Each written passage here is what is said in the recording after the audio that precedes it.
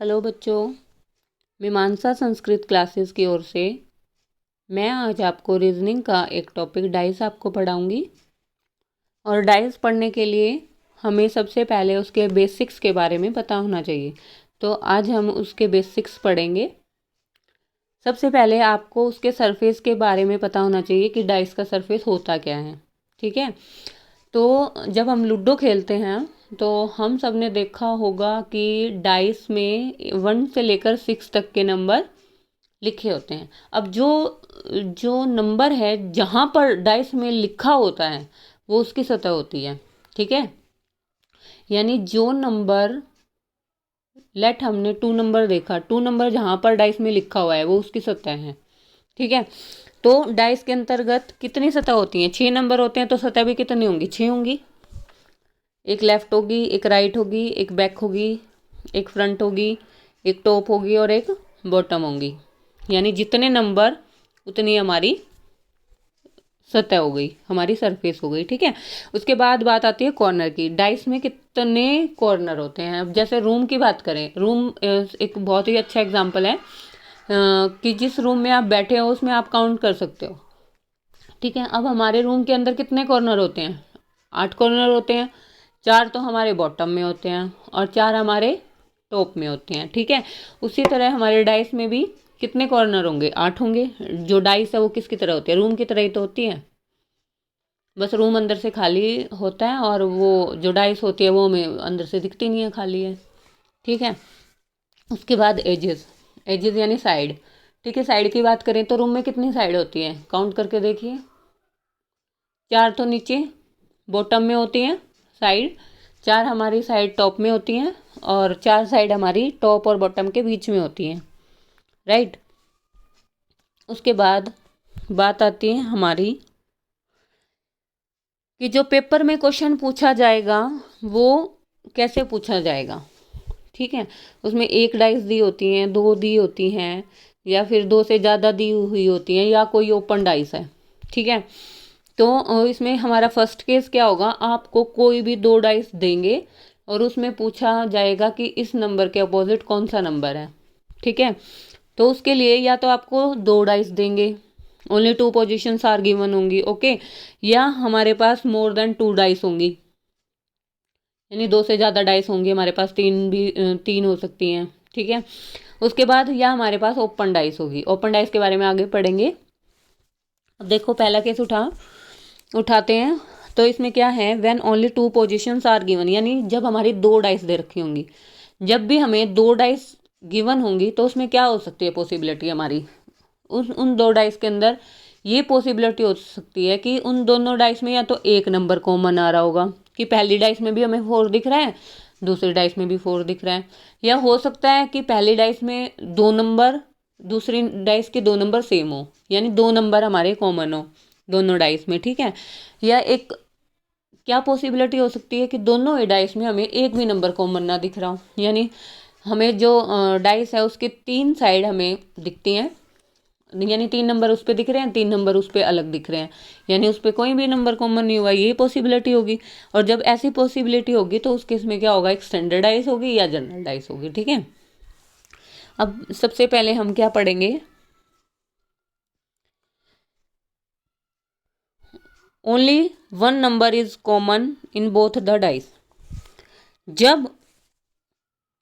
जब हमारा एक नंबर कॉमन हो दोनों डाइस में, इसमें देखिए हमारा एक ही नंबर कॉमन है दोनों डाइस में, आपको दिखाई दे रहा है। इसमें 4 है, इसमें 4 है, 2 डाइस दे रखी है, दोनों डाइस में क्या नंबर कॉमन है? 4, यानी केवल एक संख्या हमारी यहाँ पर समान है। ठीक है, अब क्वेश्चन कैसे पुट करेगा एग्जामिनर यहाँ पर कि इस नंबर के अपोजिट कौन सा नंबर होगा? कोई भी नंबर पूछ लेगा कि इस नंबर के अपोजिट कौन सा नंबर होगा। ठीक है, अब हमें इस केस में क्या करना है? जब हमारा दोनों डाइस में एक नंबर कॉमन दे रखा होगा, ठीक है, तो हमें क्या करना है? उस डाइस को या तो एंटी क्लॉकवाइज रोटेट करना है या हमें उसको क्लॉकवाइज रोटेट करना है। बस हमें ध्यान क्या रखना है? दोनों ही डाइस को या तो क्लॉकवाइज रोटेट करेंगे या हम उसको एंटी क्लॉकवाइज रोटेट करेंगे। ये नहीं करना कि एक डाइस को तो आप क्लॉकवाइज रोटेट कर रहे हो और एक डाइस को एंटी क्लॉकवाइज रोटेट कर रहे हो, हमें दोनों को सेम डायरेक्शन में रोटेट करना है। ओके, अब देखो जब हमने इसको रोटेट किया तो 4, उसके बाद 3, देखो हमने इस तरह के डायरेक्शन में इसको रोटेट किया है। तो जो दूसरी डाइस होगी, कॉमन नंबर से ही शुरू करना है हमने, 4 नंबर इसमें कॉमन था तो 4 से ही शुरू किया। दूसरी डाइस में 4 नंबर यहाँ है तो यहीं से ही हमको इसको ऐसे रोटेट करना है, सेम डायरेक्शन में दोनों रोटेट हो गई। और इसमें नंबर कॉमन कौन सा है, 4, तो यहीं से ही लिखेंगे 4, उसके बाद 3, उसके बाद 2, यही नंबर आया 4, उसके बाद 3, उसके बाद 2। ओके, दूसरी डाइस में 4, उसके बाद क्या है 5, उसके बाद क्या है 6। ठीक है, अब जैसे क्लॉक चलती है हमारी उसी बिल्कुल उसी डायरेक्शन में हमने इसको रोटेट किया है। ठीक है, अब देखो 4 दोनों में कॉमन 4 है, इसको छोड़ के देखो 3 के अपोजिट 5 आ गया यहाँ पर, यानी 3 के अपोजिट कौन सा नंबर है 5, 2 के अपोजिट कौन सा नंबर है 6। ये दोनों बात समझ में आ गई। 3 के अपोजिट कौन सा नंबर हुआ हमारा 5, 2 के अपोजिट 6, या 6 के अपोजिट 2 भी कह सकते हो आप। ठीक है, 5 के अपोजिट 3 भी बोल सकते हो। अब रहा कौन सा नंबर, देखो 1 से लेकर 6 तक नंबर होते हैं। अब 2 के अपोजिट 6 है, ये कट गया। 3 के अपोजिट 5 है तो ये 3, ये 5, बचा कौन सा नंबर, या तो 1 बचा या हमारा 4 बचा, 2 ही नंबर बचे। तो 1 के अपोजिट कौन सा होगा, 4 होगा। समझ आया। उसके बाद when 2 numbers are common in both the dice, जब 2 नंबर कॉमन होते हैं हमारे डाइस में, यानी एक डाइस हमें ये दे दी,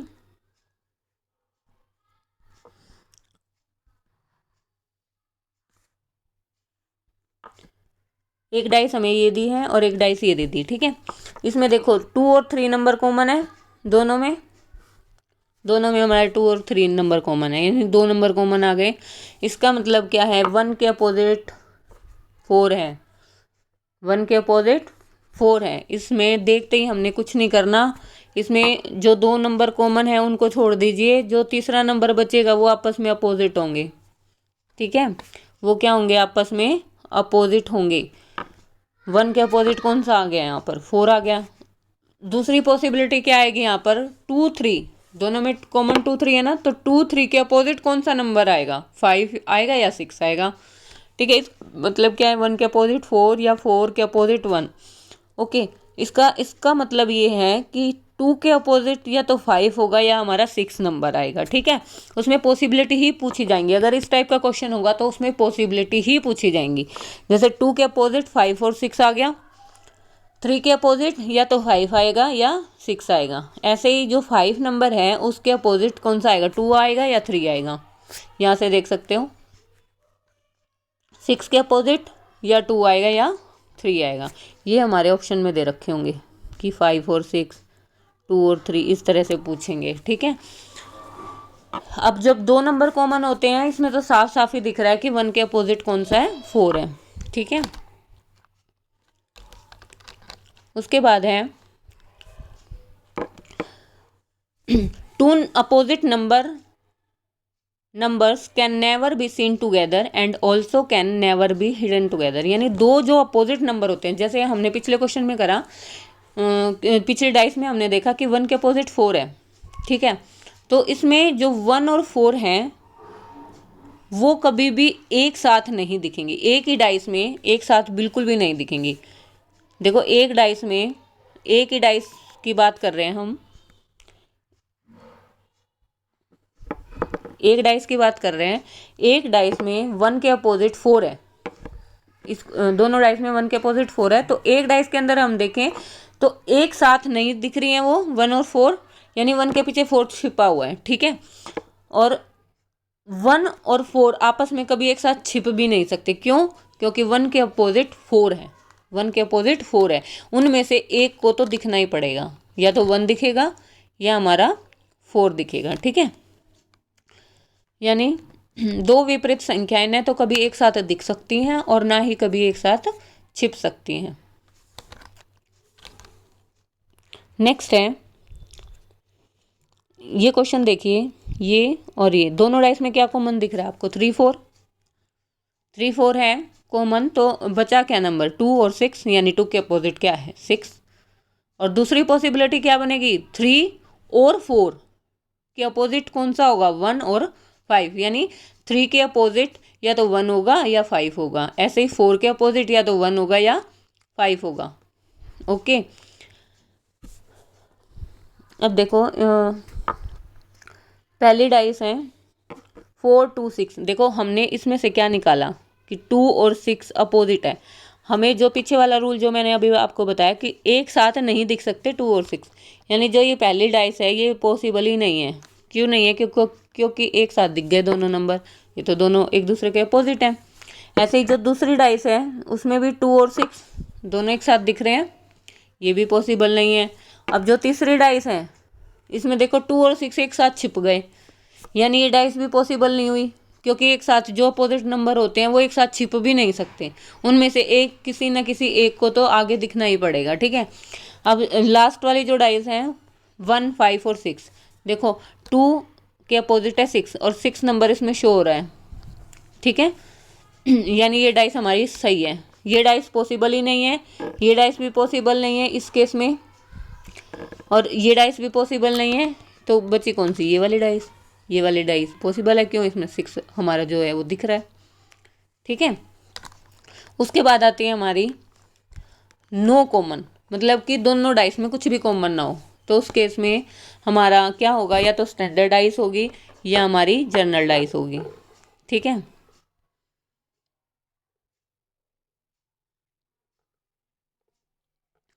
अब स्टैंडर्ड डाइस क्या होती है? If the sum of every two opposite surfaces is equal to 7 then the dice is called standard dice, यानी कि अगर दोनों अपोजिट नंबर का, if the sum of every two opposite surface, यदि प्रत्येक दो विपरीत सतहों का योग सम जो है उनका 7 हो। जैसे हमने कहा कि 1 के अपोजिट 6 है, ठीक है, तो 6 + 1 कितना हुआ? 7, यानी दो अपोजिट सरफेस का सम अगर 7 है तो उस डाइस को हम क्या कहेंगे? स्टैंडर्ड डाइस है। ठीक है, जैसे हमारी जो ये डाइस है,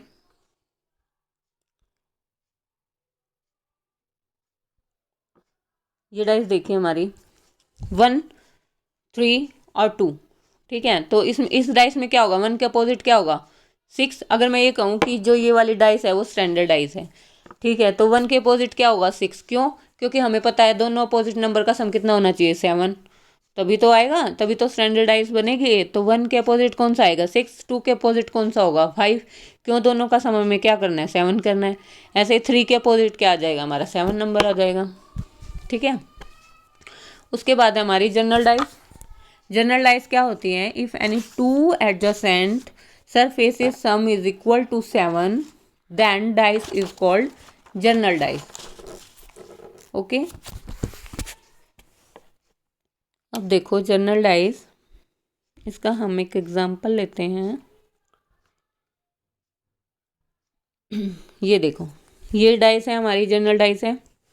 अब इसमें क्या है? 4 2 और 3, ये 3 नंबर्स हमें दिखाई दे रहे हैं यहाँ पर।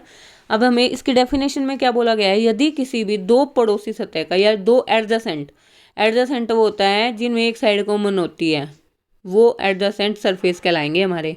एडजेसेंट सरफेस कौन से होते हैं? जिनमें जिन दो सरफेस में एक साइड कॉमन होती है हमारी, वो एडजेसेंट सरफेस होते हैं। ठीक है, अब देखो 4 और 3 दोनों एडजेसेंट है, दोनों में एक साइड कॉमन है, ये वाली साइड हमारी कॉमन है इसमें। ठीक है, तो 4 + 3 7 हो गया। हमारा जो इनका सम है वो कितना है? 7। इसका मतलब देखो, जो स्टैंडर्ड डाइस थी उसमें तो हमारे अपोजिट नंबर का सम 7 था, जो हमें नहीं दिखाई दे रहा है उसका और जो दिखाई दे रहा है उसका, उन दोनों का सम 7 था। लेकिन इसमें जो हमें डाइस के ऊपर ही जो 3 सतह दे रखी हैं उसमें से ही जो 2 नंबर हैं उनका सम जो है वो 7 है। ठीक है, वो हमारी क्या क्या होगी? स्टैंडर्ड डाइस होगी। ठीक है, अब इसमें अब हम सीधा सीधा इस जनरल डाइस में नहीं बता सकते कि किसके अपोजिट कौन सा नंबर है, ठीक है। तो इसमें देखो 2 3 4 इनकी पॉसिबिलिटी, इसमें क्या आएगी, पॉसिबिलिटी होगी कि 2 3 4 इसके अपोजिट कौन सा नंबर आएगा, या तो 1 आएगा या 5 आएगा या 6 आएगा, ठीक है। इसमें जब इसके ऊपर बेस्ड क्वेश्चन होगा तो हमें 2 डाइस दी हुई होंगी और उनसे हमें क्वेश्चन निकालना पड़ेगा। यहाँ हमें 1 डाइस दे रखी होगी तो उसकी सिर्फ पॉसिबिलिटी आपसे पूछी जाएगी, ठीक है। आशा करती हूँ आपको आज वाला ये रीजनिंग का टॉपिक समझ में आ गया होगा। इससे जो इस पे जो बेस्ड क्वेश्चन है वो हम नेक्स्ट वीडियो में करेंगे। धन्यवाद।